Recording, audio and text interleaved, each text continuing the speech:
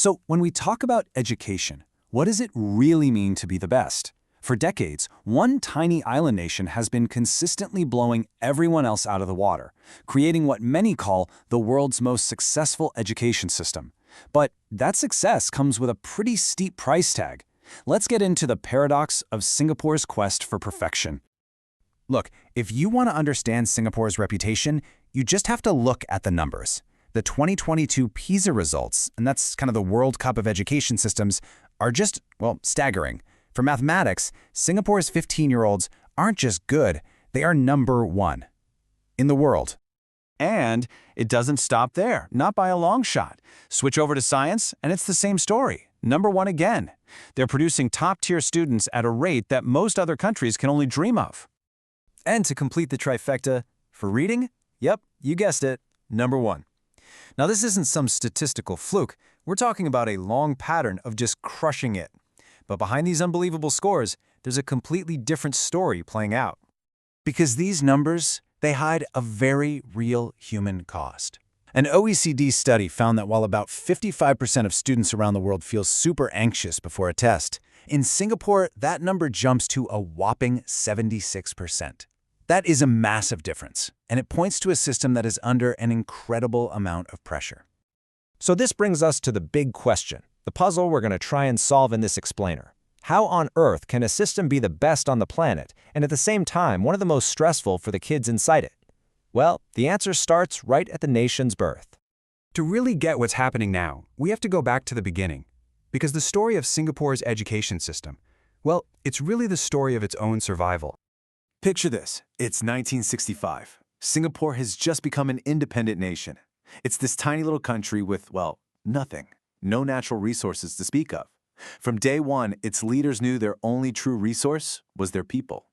So education wasn't just a nice-to-have policy. It was the single most critical investment for the country's survival and future. And they didn't waste any time. Between 1959 and 1965, they built 83 brand new schools. That's about one new school every single month. By 65, every kid was going to primary school. A year later, they made bilingual education mandatory, a smart move to connect to the world with English while keeping cultural roots. And all of this built up to their 1997 vision, Thinking Schools, Learning Nation, a clear signal they wanted to move beyond just memorizing facts to actually fostering creativity and critical thinking. You can see their whole approach perfectly in the world-famous Singapore mathematics framework. This thing is brilliant. It's not just about drills and formulas. It's a whole model that puts real problem-solving right at the heart of everything, backed up by skills, concepts, and even attitudes, like being persistent. It shows you that relentless drive for excellence. But that same drive is what created a whole other set of problems. Okay, so let's flip the coin over. This intense, laser-like focus on achievement created a culture with its own unique challenges.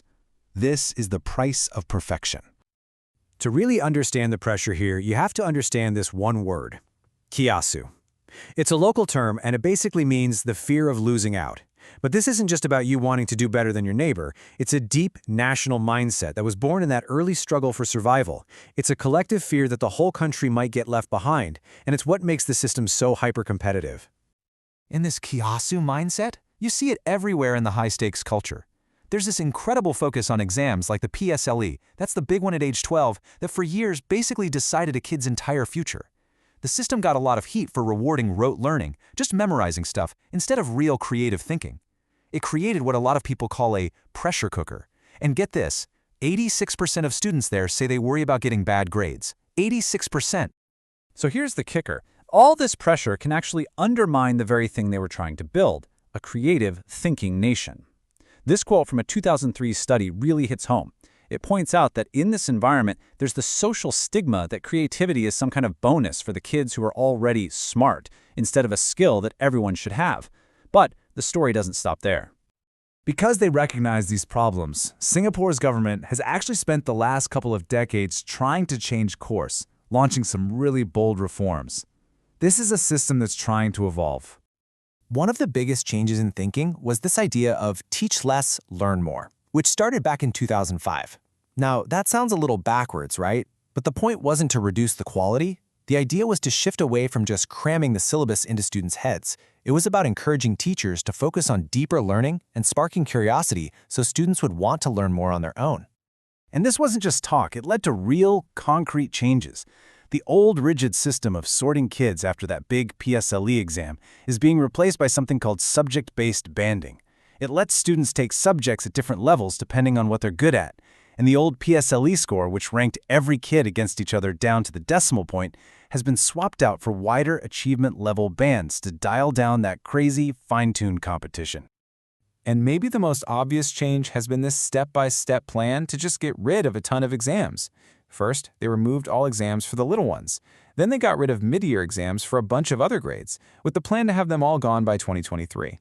The whole point is to give everyone, teachers and students, a little more breathing room to actually learn without constantly stressing about the next test. And this flowchart right here from the Ministry of Education, it shows you the results of all that work. The path for a student is no longer a single straight line. Now there are all these different, flexible pathways, specialized schools, polytechnics, universities. The whole system is designed to recognize that there's more than one way to be successful.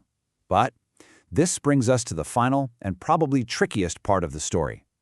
See, the government can change policies. It can restructure the entire system and get rid of exams.